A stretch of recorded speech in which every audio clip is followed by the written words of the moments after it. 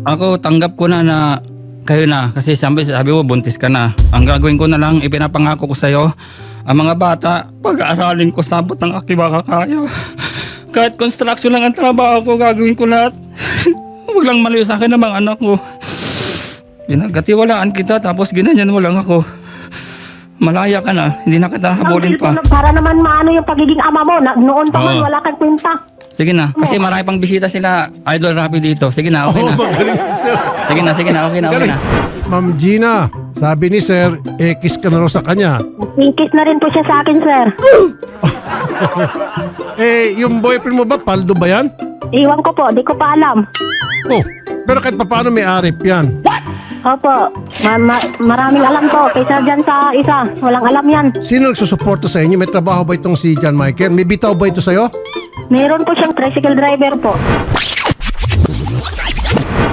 Sabi ng misis ko, hindi pa ako pinapawin ng amo ko. Sa March pa ako papawin kasi mahal daw ang ticket. Tapos po, hindi ko inaasahan.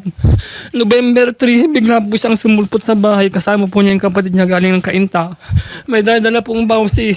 Sabi ko, bakit may dala kang bawsi? Baka raw saktan ko siya. Sabi ko, bakit ka sasaktan? Anong kasalan mo? Sabi, ayoko na sa'yo. Hindi na kita mahal. Uy, bakit daw po? Kasi po, meron na po siyang nakakilala po siyang lalaki po sa Davao. Ando doon na po siya noong November 10 po. Nagsasama na po sila. Tapos gagawa ka mamaya ng paraan para kunin mo yung mga anak ko sa akin. Hindi na tamang gagawin sa akin talaga, Jin. Kasal ho ba kayo? Hindi po, sir. Okay. Naglakas loob lang po ko talaga pumunta dito. Wala pong nakakaalam sa mga pamilya ko na pumunta po ako dito. Okay. Pangalawa, ilang taon po yung mga bata? Yung panganay ko po, 10 taon po, nag-aaral po. Tapos yung bunso ko po na baba is magsasam na po ngayon January kasi birthday niya po ngayon January 7 po. Kulang pa sa 7 years old. So pwede na natin i-korte ito na para yung kustodiya mapunta sa iyo, sa halip na Opo. sa kanya. Sa akin po talaga, sir, hindi ko papayag na papunta sa kanya. Kasi dadalhin lang niya sa pamilya niya yung mga anak ko, lalaki mga anak ko na wala sa akin. Pag pinapili po yung mga bata, sa tingin mo ikaw ang pipiliin. Opo, sa akin po. Okay. Hindi nga po sa kanya lumapit kasi natrauma po masyado yung mga anak ko sa ginawa niya. Ma'am Gina, magandang hapon.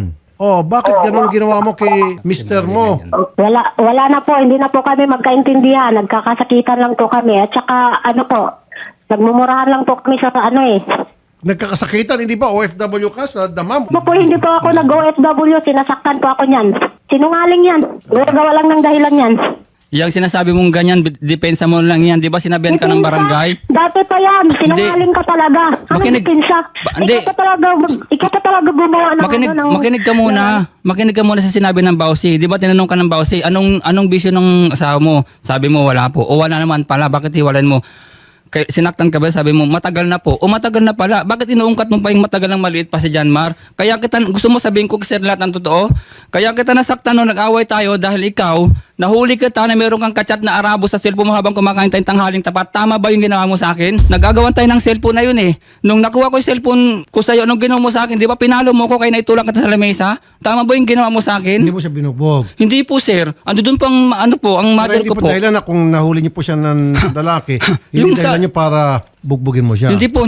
Hindi ko po siya sinaktan, sir. Naitulak ko lang po talaga siya. Naitulak mo Opo. lang. Kasi nag-agawan ka O, ng ando doon cellphone. pang mother ko. Sistigo pang mother ko po, na senior citizen po. So may record na pala talaga ito dati si Mrs. mo na Dalawang gumagawa beses ng na hindi po niya. maganda. Dalawang beses na po niya sir inulit nung sa Riyadh pa po. Ganyan na po yan. Kung sinusunod na po ang nagiging boyfriend niya sa chat po. Minsan mayroon pa sa taga Bulacan. Ibinigay niya po yung Facebook account niya doon. Kaya pagsagot ko sa cellphone ko, bakit lalaki ang sumagot? Ay, nako. Wala na akong habol sa iyo, hindi na kita habulin. Ang inaano ko na yung mga bata, sana kung gusto mong suportahan, okay lang. Pero Idaan kung po natin hindi, sa korte, sir, para mas malinaw. Yung bata, pagpipiliin yan kung sinong gustong samahan, ikaw ba o siya, then yung korte magde-decide. Pero kung below 7 years old, may batas tayo na matik sa nanay. Whether kasal kayo o hindi. Ma'am Gina, Po, pag pinapili yung mga bata, kung ikaw ba o si Marlon, sinong pipiliin nila sa tingin mo? sana ako. Kung hindi, okay lang po. Kasi pumunta po ako sa kanila, sabi ng nanay niya sa akin. Sa kanya muna yung mga bata. Kaya pinagbigyan ko po. ikaw nagsabi, iiwan na yung mga bata. Andito sa akin yung mga chat. Buntis ka na. Sabi mo, wag na kitang habulin kasi buntis ka na. Sabi mo, kaya sabi ko, Buntis, sinungaling ka. andi dito. Oh. So ano naman pakialam mo? Wala ka ang Tingnan mo, mga sir, bata ang narinig mo? usapan dito. Mga bata, wala kang Sinungaling pakialam ako, sa akin. tapos anong Mga pakialam bata ko? lang ang ano dito. John Michael, Andito po siya. Katabi mo. Naku, magkasama sila. Sige, pwede pakipasa po ang telepono? Opo, sir. Paano mo nakilala itong si Gina? Sa Facebook po, sir. Sino una nag-message, ikaw o siya? Ako, sir. Gusto ko siya makilala. Nagbiyaya ko. Nangumusta. Musta? Ano man sagot niya sa'yo? Wala man daw siyang, sir, ng asawa, sir. Paano kayo nagsama na ngayon? Binila niya ng Pumunta ticket rin ng siya ano. sa Davao. Binila niya ng ticket galing sa Davao. Pinuntahan ka sa Davao. Opo, sir. So, ibig sabihin siya ang naghabol sa'yo. Opo, sir. Oh. Nako. Sir, wag mo na tong Oo nga, sir. misis mo. Opo. Sir Rafi, Ma'am, bago po ako umalis dito, nag-iwan po ako ng pera sa mga anak ko, mga gamit po. Hindi po ako Ibinili ko naman lahat. nagbigay Tapos, na. Opo. natapos na lang ng 2 taon ko, hindi ko malaman akong ipon. Kakapadala dyan sa kanya. Tapos wala man lang isang grocery sa mga bata na pinapakita sa akin. Nakain na yung baon ng mga anak mo sa araw-araw. Mga bata Sinungaling nagkakasakit. Wala talaga akong laban sa'yo. Sinasigarilyo mo. Hindi, sinungaling ka. May bisyo po kayo, sir? Sigaro lang po. Opo, lang. sigarilyo yun ang sinungaling yan.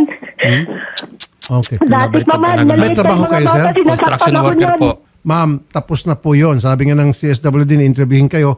Noon pa yun Bakit iungkatin mo ngayon? Dahil may kasalanan ka. Hindi po yun. Kahit hindi ko pa po ito nakilala yung isa, wala na po talaga kami. Sinabi ko na po sa kanya yan. Na pag-usapan na lang namin yung mga bata, pero pinipilit niya po makipagbalikan ako sa kanya. Sir Marlon, wag ka na makipagbalikan. Ako nagsasabi sa'yo. Opo, sir, opo. Masasaktan ka lang. Opo, May sir. dating record na kamo. May Arabo na chat Opo. niya sa Facebook na huli mo. Tama po kay Sir. Opo. Tapos ngayon, Yung mga- buntis pa. Yung Wag na. yung mga anak ko na lang po ako. Exacto. Itataguyod ko na yung mga anak ko sa pag-aaral, sir. Sasamahan po namin po kayo sa CSWD Opo, sir. para ito ang tutulong sa atin na pumunta sa korte, i-petition, i-request na yung kustodiya mapunta sa iyo. Opo, salamat, sir. Salamat talaga sa akin yung mga anak ko, sir. Hindi ko kakayanin yung mga anak ko mawala sa akin. Mahal na mahal ko sila. Ma'am Christy, magandang hapon. Sa tulong po ninyo at ng CSWD o DSWD, gagawa po tayo ng mga hakbang tulad ng pagpunta sa korte para mapunta yung kustodiya ng mga bata dito sa tatay. Ano po? Opo, sir. Kasi Salamat. hindi yung maganda para sa mga bata na ma-expose sa ganong klaseng environment, yung nanay nila may ibang lalaki na kasama. Opo. John Michael, Sir. anong mensahe mo kay Sir Marlon? No, sir, Huwag mo na. Hmm? Wala pong mensahe yan kasi wala po ito kasalanan. Kahit hindi ko pa po ito kilala, wala na kami, hiwalay na kami yan. Sabi ko sa kanya, mga bata na lang pag-usapan namin, hindi siya nakikinig sa akin. Kaya gusto niya makipagbalikan sa kanya. Ano na lang? Sinungaling ka talaga, Marlon. Nagpapaano ka lang talaga, Marlon. Makinig ka Ako ng muna. lalaki, kahit walang katotohanan mga sinasabi mo. Makinig ka muna. Ako, tanggap ko na kayo na. Kasi sabi mo, buntis ka na. Ang gagawin ko na lang, ipinapangako ko sa'yo, ang mga bata, pag-aaralin ko sabot ng aking makakaya. Kahit construction lang ang trabaho ko, gagawin ko lahat. Huwag lang malayo sa akin ng mga anak ko. Pinagkatiwalaan kita, tapos ginanyan mo lang ako. Malaya ka na, hindi na kita habulin pa. Pati yung cellphone na iniwan ko dyan para sa mga bata, ikaw gumagamit. Ako kumuha ng cellphone sa mga anak mo kasi mula nung binigay mo ang cellphone sa mga bata, hindi na sila nag-aaral ng maayos, hindi sila gumagawa ng assignment, lagi sila nag-aaway, nagkukurutan dahil sa cellphone na binigay mo.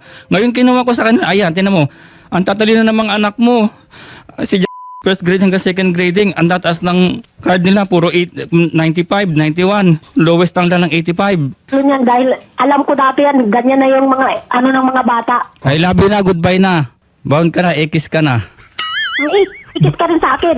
Dahil mo panakit ka. Bakit? Okay na.